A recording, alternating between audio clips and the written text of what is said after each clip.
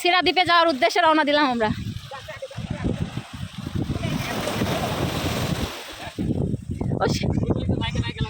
সেজে গুজে ঢেউ কি আমাদের জন্য দাঁড়ায় রয়েছে বললো।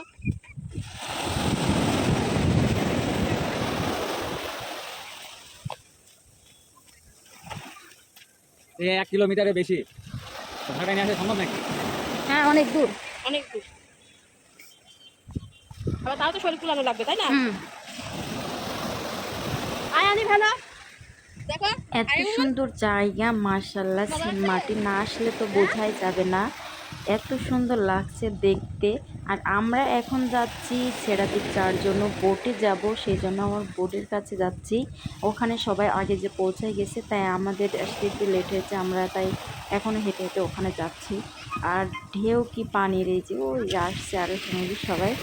আর আয়ান তার দাদার মাথার উপর উঠে এই যে আসছে ঘাড়ে চড়ে।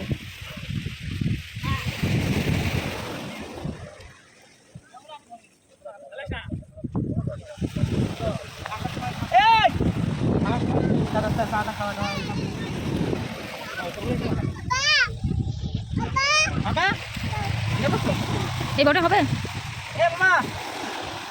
হবে না? আমরা বোর্ডের কাছে পৌঁছে গেছি, এখন এই বোর্ডে করে আমাদের আরেকটা বোর্ডে নিয়ে যাবে, সেখানে আমরা যাব।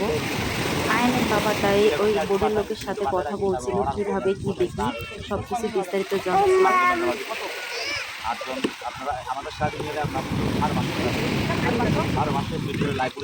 জনপতি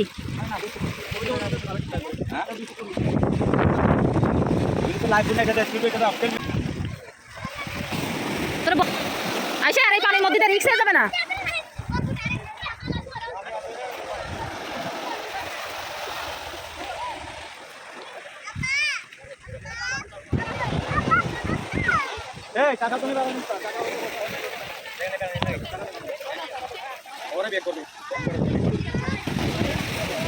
আমরা এই যে বোটে করে ওই বোটটায় যাবো, দেখা যাচ্ছে এখান থেকে। আর ওই বোটে আরও অনেকে যাচ্ছে, আমরা সবাই একসাথে বোটে উঠে যাবো।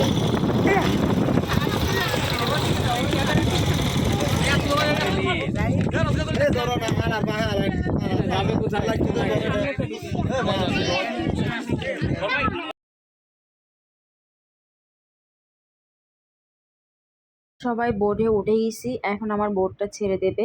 এই যে পানির কালার দেখলে বোঝা যাচ্ছে মাশাআল্লাহ, একদম নীল কালার পানি। আর এখানে আমরা অনেকেই যাওয়ার জন্য বসে রেডি হয়ে গেছি, আর সবাই প্লেট প্লেটে দিয়ে গেছি, বলা যায় না। এই যে আমাদের বোটটা ছেড়ে দিয়েছে, এখন যাচ্ছে।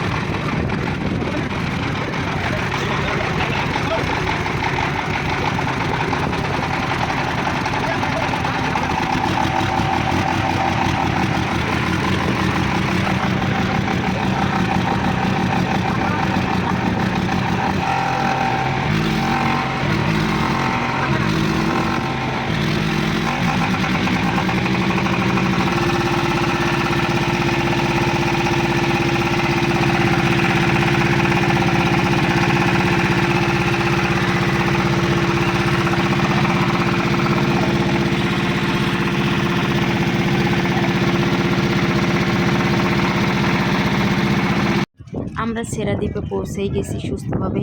অনেকটা দূর পাড়ি দিয়ে এই সেরাদ্বীপে আসতে হয়, পুরো সাগরের মাঝখান দিয়ে, অনেকটা ভয়ে ছিলাম। যাক ইনশাল্লাহ পৌঁছে গেছি সুস্থভাবে, কোনো সমস্যা আমাদের হয়নি। এই যে এসে তো সত্যি পানি কালার দেখে বোঝা যাচ্ছে এত সুন্দর, মাশাআল্লাহ, আমি তো দেখে পুরোই অবাক, এত সুন্দর জায়গা দেখতে। আর যে একবার আসবে সে তো দেখে সত্যি ফিদা হয়ে যাবে, মনে হচ্ছে আমার বাইরে কোনো দেশে বাইরে ঘুরতে আসছে। এখানে পানির কালারটা এত সুন্দর, একদম ক্লিয়ার পানি।